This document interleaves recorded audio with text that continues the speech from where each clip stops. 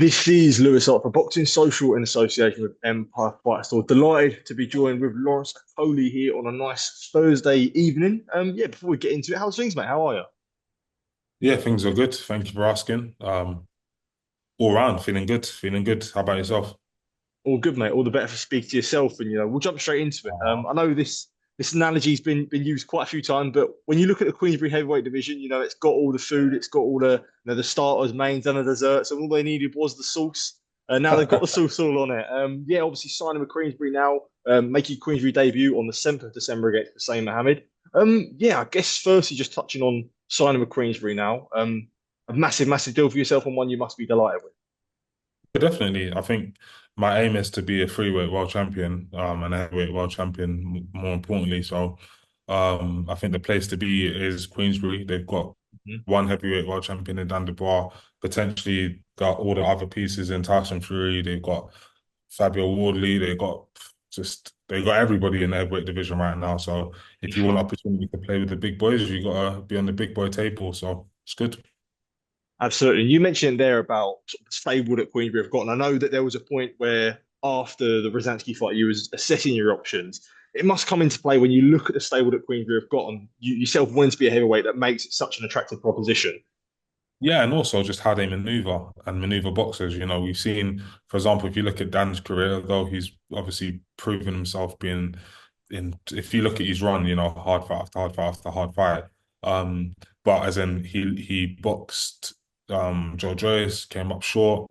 He was built again, kept on going. Same with Usyk, built and now he's world heavyweight champion.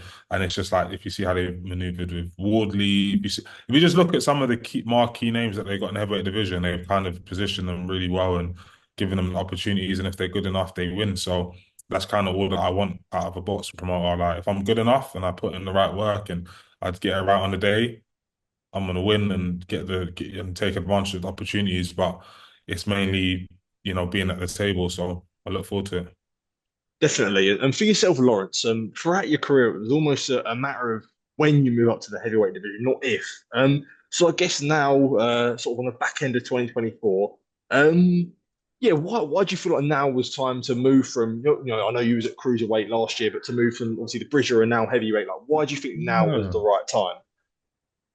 That's crazy. Well, I mean, for example, now I'm like 250 plus pounds. So Oh, physically, it was always meant to be. I mean, when I was cruiserweight, I was still like 109 kilos, like or 105 to 109 when I'm out of camp, not training. Um, so like I've always sort of had a heavyweight sort of frame and knack, and my body's always wanted to kind of put on the weight. After the Rosansky fight, I still had to make weight for Bridgerweight.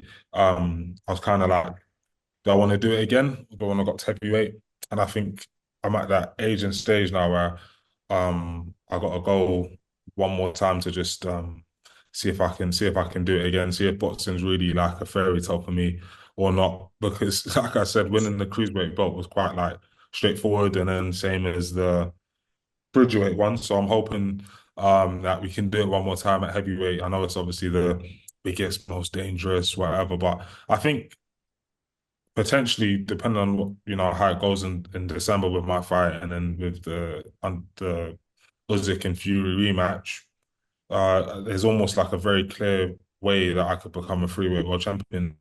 It's just about being in the right place at the right time and putting in the right performance on the right night. you mentioned that there about winning the cruiserweight title, world title, obviously the WBO against Glowacki, and then winning that fight against Rosansky. You mentioned it being pretty straightforward. For yourself, when you look at heavyweight division, you look at the sharks around it. Is there something that entices you that knows that maybe, and this is not disrespect to your cruiserweight rivals, but may not be as straightforward? Like, do you sort of relish that challenge where you do have a mountain to climb in some aspect? Yeah, definitely. And I think that even in terms of like giving myself motivation, it's one of the biggest ones. Obviously, all the guys are super dangerous. Like obviously, I've got my danger factor as well, but everyone that's a top heavyweight's got their danger factor as well, and they're all gonna have that sort of thing of, oh, he was a cruiserweight, because they'll remember me last year being making 90 kilos and think, yeah, that's the same guy. So I'm gonna have to go and assert myself on some heavyweights and go from there. But I think, yeah, just being the underdog in the sense of like fights that I think I'm going to win quite comfortably, a lot of people wouldn't think I would win. And I think it would be a good statement in terms of like that's the best way to change people's narrative is that guy's gonna smash him, and then all of a sudden you smash them, and then it's like, oh, hold on a second. So it's gonna be good. I think I'll get a lot more accolades for my heavyweight wins than I would at my cruiserweight ones. But let's uh let's handle Hussein first, and then we'll go from there.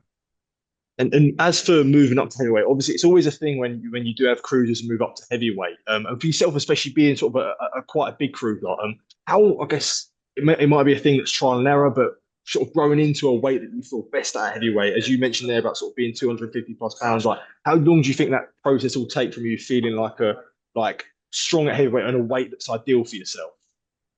Mm, let's see how December goes. Do you know what I mean?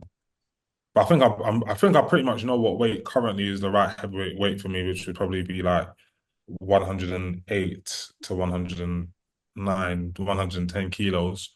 I'm currently probably like 10 pounds heavy or whatever like that. So I need to kind of strip a bit just to obviously, when I'm topless, I don't want to be embarrassing Okay. myself and I want to be able to perform. So lose a bit, get a bit sharper.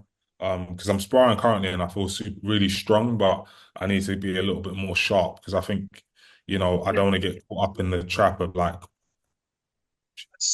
and then thinking that I'm gonna stand there and have a ding dong with these heavyweights. I need to be slicing and dicing and making them feel really uncomfortable with my movement and my sort of punching from distance and power and just I need to just basically be a superior athlete to all of them. So this one here I'm gonna try to get down to like 110 and then after that I'll probably do like 108 but just really really athletic. Definitely, and you mentioned I saw an Instagram post sort of announce the fight, and you mentioned activity being a main factor itself, which I'm sure no 40-year old it's probably been a frustrating 18 months. And I know you had the fight in Poland in May, which is obviously a year out from that, and that was only lasting around. So it's important to have that activity and have that rounds in because when you look at come December time, you'd only have like one round in the ring from the last 18 months, which obviously is far from ideal for someone like yourself. Nah, I'm joking. Yeah, all good. Yeah. All good. I mean, we'll see. Do you know what I mean? Currently, I feel good. I feel sharp, in the sparring. I feel like my eyes are really locked in and stuff like that. I don't really get nervous for fights. Then again, actually, I was nervous for my last one because it meant so much, the same way as this one. So let's see. But it would be good to get active. Do you know what I mean? I think hopefully I don't want to do rounds in this fight. If I could get it over in one round, I would. I'm gonna definitely try it, but I think obviously he's a big guy, so it'll probably take me maybe 4 or 5 rounds to sort of break him down and then get rid of him. Um, I got your question because now I'm thinking about stopping this guy. But Yeah. what was your question, sorry? Well, I was going to allude to it. Like, has it? I guess having that inactivity has it been a frustrate? Would you say it's been frustrating for yourself, or Oh, you haven't? As it yeah, is what it is. I've kind of come to grips with what my career is and the politics and the realities of boxing and stuff like that. Like I'm quite switched on to like, why things happen and what it means. So I kind of try to stay away from, making myself feel negative and stuff like that because in my personal life and that other hats that I put on, I'm doing very well. So it's just a case of focusing on the positives. Otherwise, you'll get swallowed up by this one negative over here. And now we're here, so I have opportunity. If as I said, if I'm good enough to fight December 7th and win, then 2025 is going to be the best year of my life, boxing wise. So let's just get this W and go from there. as it stands for training for this fight as well. Is it back with Joe Gallagher? Are you going over to Yeah. Manchester? I'll probably be coming this week, but I'm currently in Bahrain sparring. But I'll be coming to Manchester next week. Sorry, this week, and we're gonna do the camp anyway. Like whether it's here, Dubai, Portugal, whatever. Me and Joe are gonna get active, and then God willing, I win. I'll let him have a Christmas, or he'll let me have a Christmas, and then we are gonna be glued at the hip from December the 22nd until our fight next. How's Bahrain? It's good. It's nice, good weather, good people.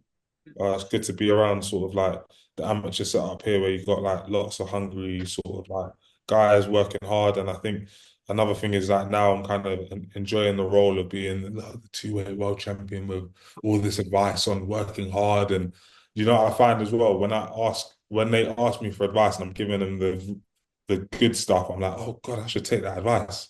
Do you know what I mean? So Yeah, it's been good for me to kind of like adopt that role and then, just remind myself, the hunger and the, what could be done.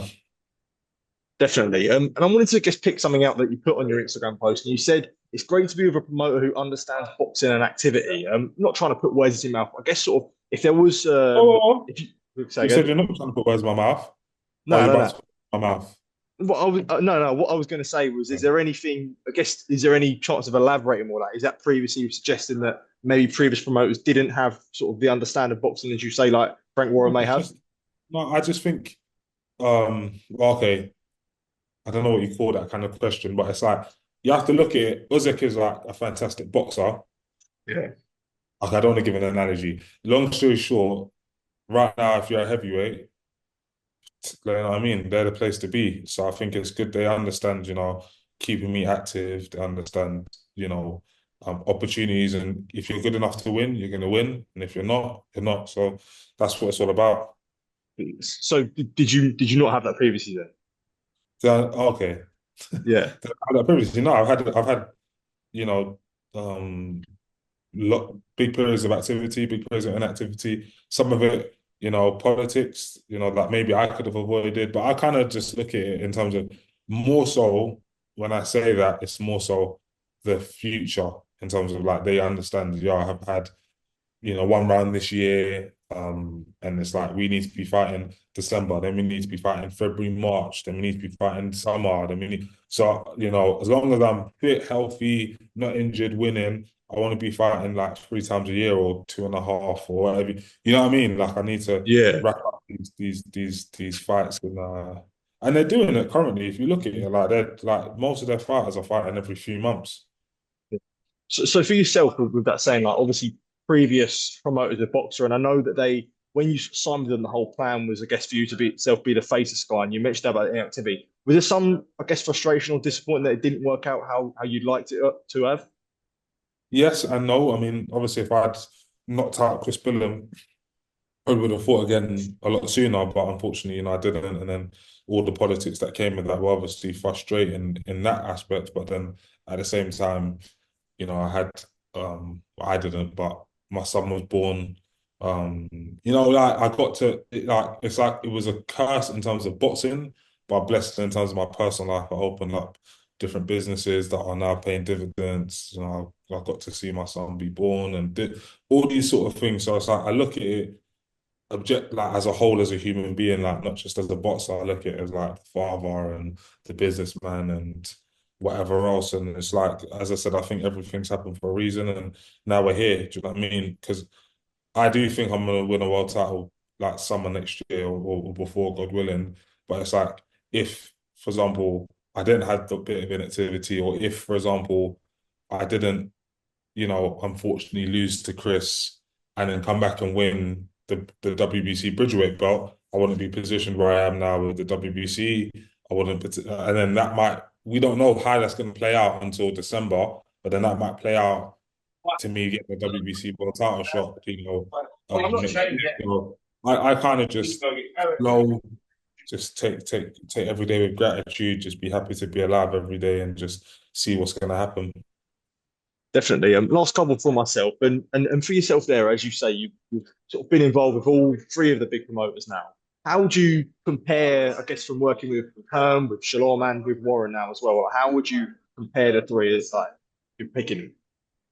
I can only say after, I've probably retired, I'll know because I haven't worked for Queensberry for long enough to know what their sort of setup is like. But I think all of them have their pluses and their minuses, and it's just about where you are in your career and yeah, that's it really. I don't know. I think they're all pretty similar though. It's kind of like it's just where it is, isn't it? Like the fundamentals are the same. It's like being with like the La Liga or being with the Premiership or whatever else, it's all still football and it's pretty much run the same. There'll be some differences, but it's how many people can you get into an arena? How many people are going to watch on TV? What title are you going to go with? What gloves are you going to wear? It's all the same kind of stuff. Do you know what I mean? Definitely. And I know you was in Saudi for the October 12th show, and I saw you obviously meeting Turki Al with Joe Gallagher, and you were saying, we're ready for you. So that must be exciting as well. That you know what's going on in Saudi Arabia, and clearly you are a part of their plans as well. Yeah, the main thing is win in December and it's all there to be done. Do you know what I mean? I think you need the right kind of energy around to make certain stuff happen. And it's there. Like I said, it's like, when I was with Eddie Hearn and even with Boxer, it's like it's all the same thing is the opportunity is there. If you're good enough, you're gonna win. If not, then you're not. And 20 times out of 21 times I've been good enough to win. So I just need to do it a few more times and then we're gonna wrap up a fantastic career. Definitely. And as you look at, I know, getting through December, it's not right when there's a fight scheduled to talk about other fights, but you've been pretty clear about your heavyweight sort of hit list and the big names there. I know you mentioned sort of Joseph Parker. I saw Temba comment on one of your Instagram posts, Zhang in China. So yeah, there's big plans for yourself. And those are names I mentioned there are all people that you'd aim for. Yeah, definitely. They're all ranked above me in the WBC. And as I said, my aim is to be a world champion as quickly as possible. I hate not being a world champion. I've been a world champion for the last few years. Every year at some point I've won a world title. So, or been in a world title fight and won. And do you know what I mean? So, I kind of want to keep that going. And I think 2025, why not? Why not be another year of being a world champion? Definitely. Yeah. Final one for myself. How's the restaurant coming along? Well, It's fantastic when you're next in Dubai. Hold on, are you going to the Chris and thing fight in I, Saudi? I might be in Dubai anyway, so 100% I'll come along, mate, for sure. Okay, yeah, proper nice, but it's like it's almost doing. I almost anyway. I'm grateful, is what I'd say, and thank goodness that Queensberry's here and Turkey's here, and I can knuckle down and focus on boxing because business is booming. Great to hear, mate. Great to hear. Lawrence, as always, a pleasure to be catch up with you. Really appreciate taking time to speak to me. And yeah, all the best on December 7th. I'll be there to see it, so I can't wait. Top man. Thank you, Let's mate. go, fam. Cheers. Love, Thank man. you.